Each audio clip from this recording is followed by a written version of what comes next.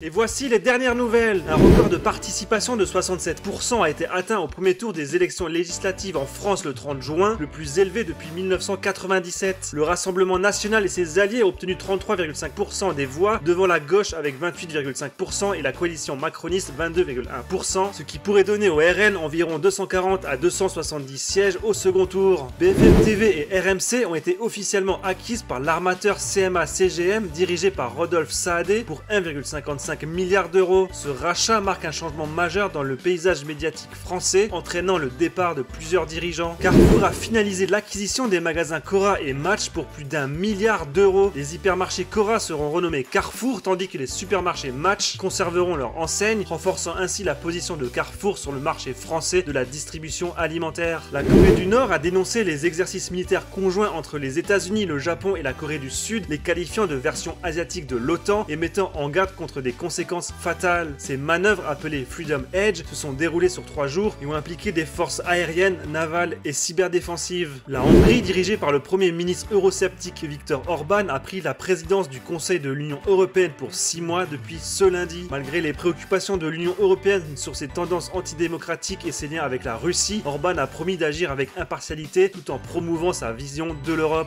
L'ouragan Beryl, avec des vents atteignant jusqu'à 270 km/h, a causé la mort de cette personne et d'importants dégâts dans les Antilles avant de se diriger vers la Jamaïque. Dégradé en catégorie 4, il reste extrêmement dangereux et pourrait provoquer des dégâts catastrophiques. Au Kenya, les récentes manifestations contre les nouvelles taxes ont entraîné la mort de 39 personnes et blessé 361 autres, selon la Commission nationale kenyane sur les droits humains. Les protestations, qui ont également conduit à 32 cas de disparition et 627 arrestations, ont été marquées par une escalade de violence. En Nouvelle-Zélande, un concours d'abattage a entraîné la mort de 370 chats sauvages pour récolter des fonds et contrôler leur prolifération. Cet événement controversé, critiqué par les défenseurs des animaux, a permis de récolter environ 34 000 € et a impliqué des participants dont des enfants malgré les restrictions. Au premier semestre de cette année, le Brésil a enregistré le plus grand nombre de foyers d'incendie en Amazonie depuis 20 ans, avec 13 489 départs de feu, soit une augmentation de 61% par rapport à l'année précédente. Cette situation alarmante menace gravement la biodiversité de la région. Google a vu ses émissions de CO2 augmenter de 48% entre 2019 et 2023, atteignant 14,3 millions de tonnes en 2023, principalement en raison de l'augmentation de la consommation d'énergie liée à l'intelligence artificielle, malgré ses efforts pour atteindre la neutralité carbone d'ici 2030.